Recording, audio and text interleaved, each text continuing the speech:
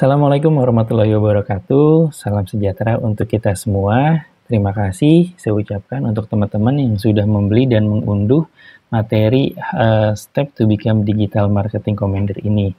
Semoga apresiasi dari teman-teman bisa bikin saya lebih semangat untuk membuat materi-materi atau konten-konten berkualitas lainnya. Sekali lagi terima kasih untuk supportnya. Mudah-mudahan apa yang saya sampaikan di materi ini atau materi-materi berikutnya itu bisa bermanfaat untuk bisnis atau usaha Anda, atau juga mungkin untuk kamu yang sedang terpikir untuk memulai karir sebagai digital marketer. Sebelumnya perkenalkan, saya Irfan Setiaji. Saya adalah seorang digital marketer yang sudah berkarir di industri digital sejak tahun 2015 atau 2016, kurang lebih lah di 2015 akhir. Dan sebelumnya saya juga pernah berkarir di industri audiovisual sebagai produser dan scriptwriter di sebuah production house yang pernah membuat materi features dokumenter sekitar beberapa belas episode untuk stasiun TV nasional seperti SCTV, Net TV, Bloomberg TV Indonesia, TVRI pernah juga, dan ya beberapa stasiun TV lainnya kurang lebih. Oke, tanpa berlama-lama, berikut ini materi mengenai Step to Become Digital Marketing Commander. Ya, di materi ini kita mau ngobrolin tentang gimana jadi full stack digital marketer, atau kalau di sini saya bilangnya digital marketing commander. Nah, tapi aslinya sebenarnya ya, di dunia nyata, di dunia kerja, orang yang nguasain keseluruhan proses dan tahapan digital marketing ini biasanya berposisi sebagai digital strategis atau senior digital marketer. Nah, sesuai namanya, tugasnya dia itu adalah ngebuat strategi marketing secara digital, menggunakan platform digital dan menyusun sales funnel-nya di dunia maya. Apa itu sales funnel? Kita akan bahas nanti. Nah, karena dia yang nyusun strategi, kalau di militer tuh mungkin kayak perwira kali ya, pangkatnya tuh udah komandan gitu. Dia harus memetakan medan tempur, menganalisa kekuatan dan kelemahan lawan, terus juga mengoptimalkan senjata-senjata yang akan digunakan. Dengan kata lain, pokoknya dia ini harus memahami prinsip dasar dalam bertempur atau berperang. Ingat ya, kata kuncinya adalah prinsip dasar. Karena gini teman-teman, digital marketing itu tuh dinamis banget. Apa yang kita pelajari secara teknis dan bekerja atau berhasil di saat ini, bisa jadi tuh nggak berlaku di 3 bulan yang akan datang. Mungkin teman-teman familiar dengan istilah algoritma. Nah, algoritma tiap platform itu yang berbeda-beda dan bisa berubah-ubah sesuai dengan kebijakan platformnya. Tapi satu yang akan tetap sama, yaitu framework atau fundamental atau ya dasarnya itu tadi. Nah, terus gimana nih caranya supaya kita bisa jadi digital marketing commander? Salah satu caranya harus belajar jadi digital marketing troopers dulu. Harus jadi pasukannya dulu yang spesifik menangani 1 atau 2 bagian aja. Tapi nantinya bisa memahami strateginya secara keseluruhan karena memahami teknisnya.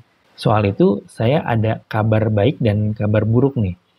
Kabar buruknya, saya harus bilang kalau ini adalah tahapan yang sebaiknya nggak di-skip. Bahkan kalau perlu saya bilang nggak bisa di-skip deh. Harus dilaluin kalau mau jadi commander yang handal. Tapi kabar baiknya, tahapan-tahapannya itu bisa dipercepat. Salah satunya dengan menonton video ini sampai paham. Nah, ini adalah ketiga step atau tahapannya. Kita bahas satu-satu ya. Yang pertama adalah define your target. Tentukan target audiens kita. Tentukan kita mau ngejual ke siapa.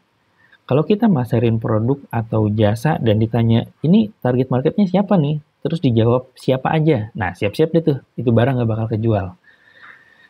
Karena memang harus spesifik untuk menyesuaikan sama komunikasi kita ke target audiens. Harus tepat sasaran, harus sesuai dengan kebutuhan atau pain point-nya dia, gitu. Nah, terus emang poin-poin apa aja sih yang perlu kita tahu dan kita tentukan dari target audiens kita? Kurang lebih seperti ini nih. Yang pertama adalah demografis. Demografis itu adalah statistik mengenai usia, jenis kelamin, atau suku dan ras. Penting nih untuk dibedain karena beda gender kan kebutuhannya beda ya.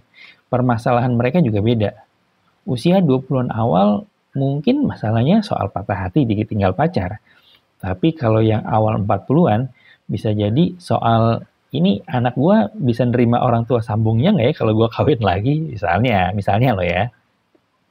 Nah, gitu juga soal gender.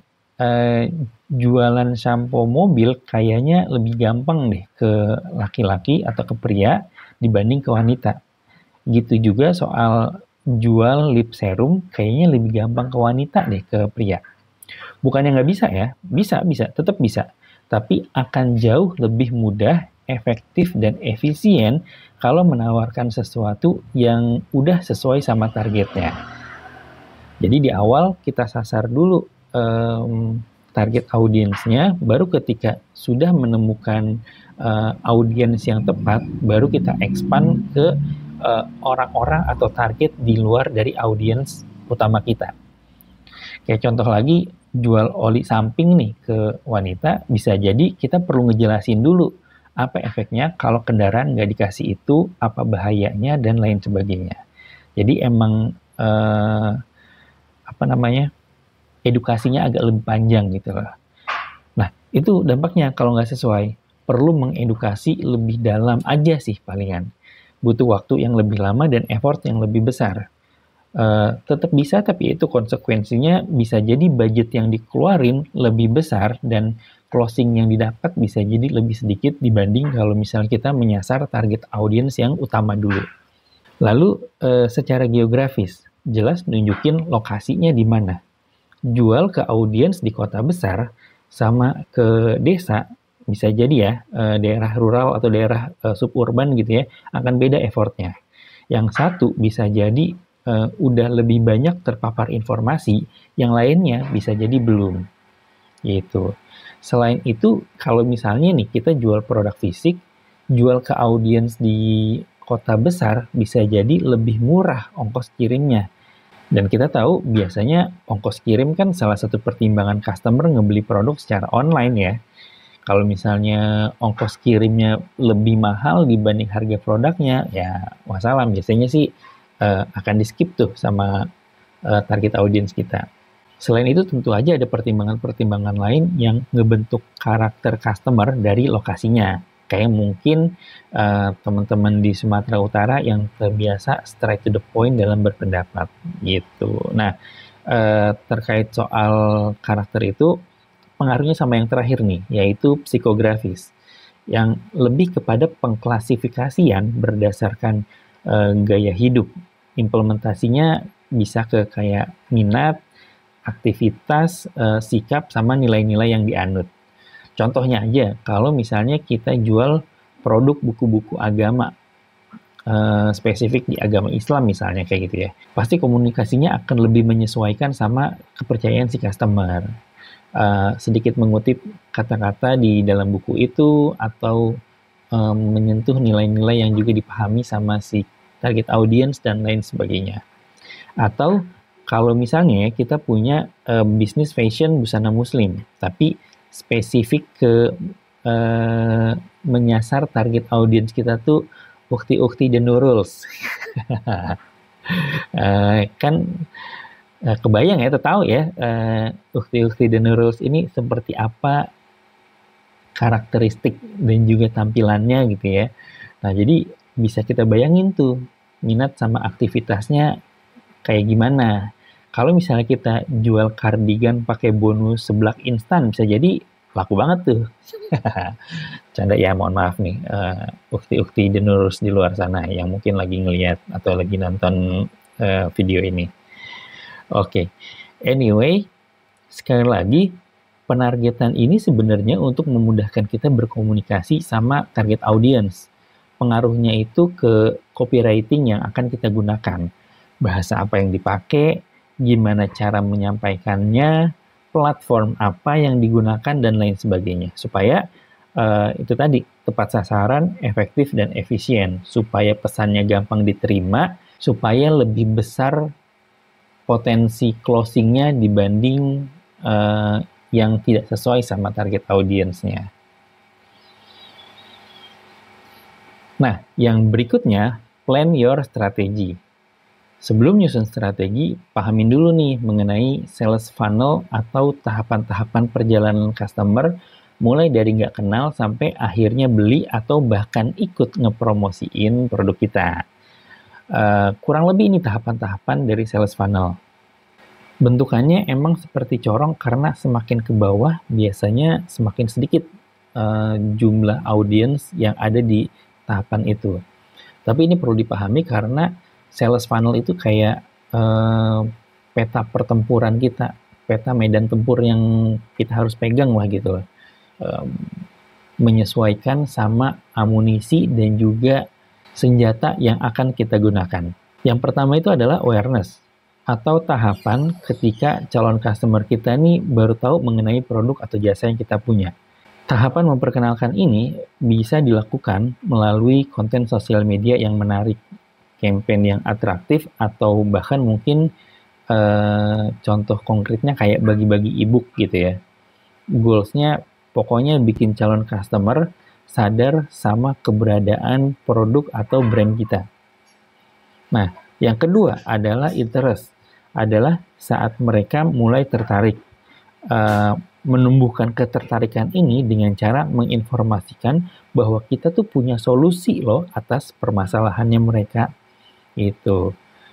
Jadi kita mesti tahu permasalahan mereka apa dan kita tuh menyodorkan solusinya. Contohnya kayak rambut rontok. Kita punya shampoo penguat rambut.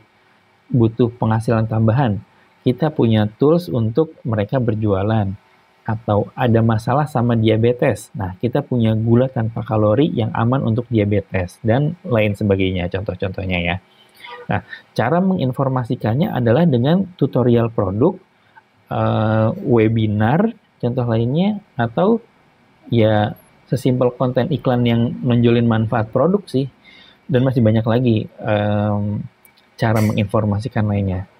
Nah, tahapan ini nih biasanya terjadi di sales page atau di landing page website. Selanjutnya desire. Di sini nih biasanya target audiens kita nih keinginan membelinya udah ada, tapi mereka masih nimbang-nimbang.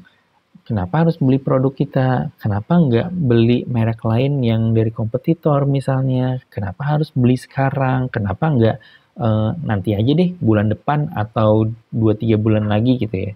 Nah, di tahapan ini nih emang penting banget untuk kita ngenalin keunggulan produk kita dibanding yang lain. Tahapan ini biasanya terjadi di website, di sales page gitu ya, atau di WhatsApp via chat atau phone call sama admin customer service misalnya. Jadi customer service-nya tuh meyakinkan dan menjawab semua pertanyaan dari si target audiens kita supaya semua keraguannya hilang. Semoga dia makin yakin lah kurang lebih. Nah, terus terakhir ada action. Tahap ini adalah tahap di mana customer melakukan tindakan yang kita harapkan. Contohnya ya pembelian, atau bisa juga mendaftar ke kursus yang kita tawarkan, dan lain sebagainya pokoknya. Nah, untuk memastikan pembelian ini tuh berlangsung smooth atau tanpa hambatan gitu ya, arahkan mereka untuk bertransaksi sekarang juga tanpa menunda dan tanpa ribet gitu. Jadi tahapan ini biasanya ada di halaman purchase di website kita atau di marketplace.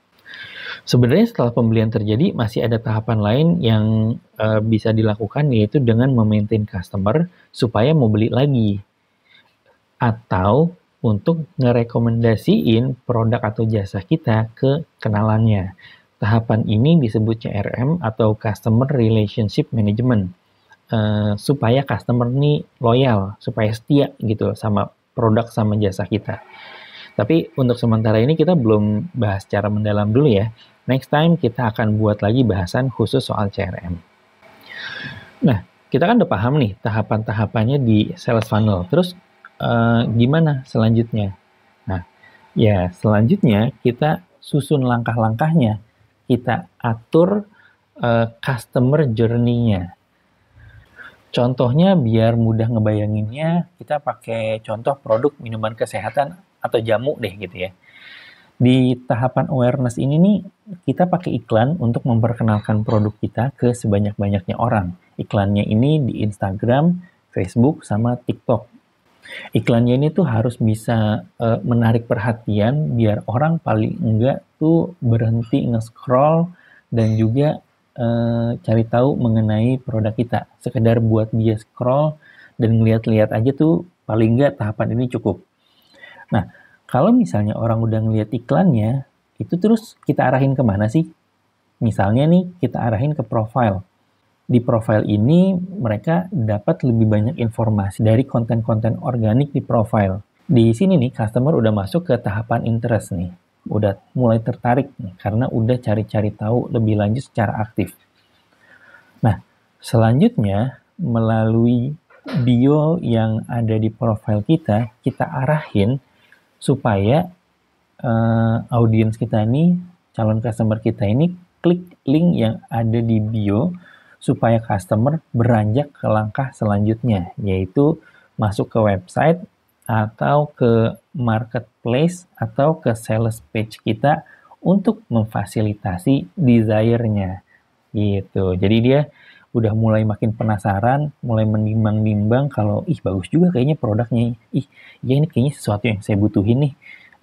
Dia cari tahu lebih lanjut dan ketika klik link yang ada di bio misalnya diarahkan ke sebuah sales page atau ke halaman marketplace yang menginformasikan mengenai produk kita.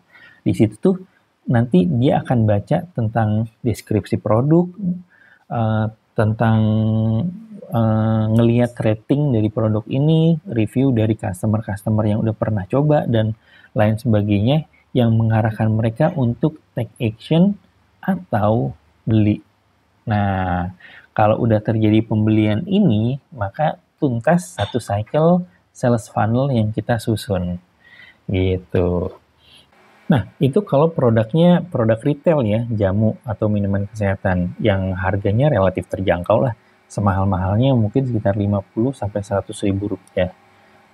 Tapi gimana kalau misalnya jualannya adalah bootcamp atau kursus online yang budgetnya jutaan rupiah gitu ya. Tahapan funnelingnya akan tetap sama, tapi platformnya yang bisa jadi beda. Nah, gimana tuh? Kita bahas ya. Pertama, awareness-nya dari iklan Facebook, Instagram, dan TikTok. Terus, diarahkan ke profile bio. Diarahkan lagi ke website. Selain itu, kita juga mengoptimasi halaman sales page website-nya supaya muncul di halaman atas mesin pencari kayak Google, Bing, dan lain sebagainya. Itu bisa juga dibantu dengan Google Ads, Search Network ya, iklan Google yang suka muncul di halaman mesin mencari di atas-atas ya, kalau misalnya lagi ngetik sesuatu, nyari sesuatu, terus ada link yang ada tulisannya iklan atau ad gitu ya. Nah, itu adalah Google Ads Search Network.